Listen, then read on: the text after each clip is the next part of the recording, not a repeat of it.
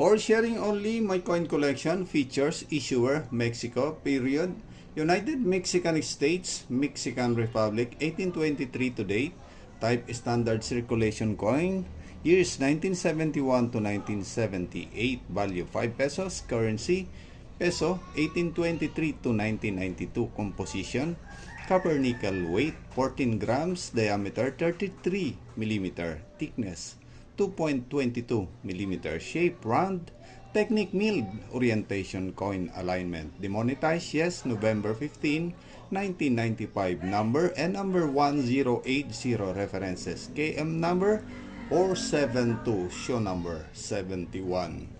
My coin collection, Cinco Pesos 1976.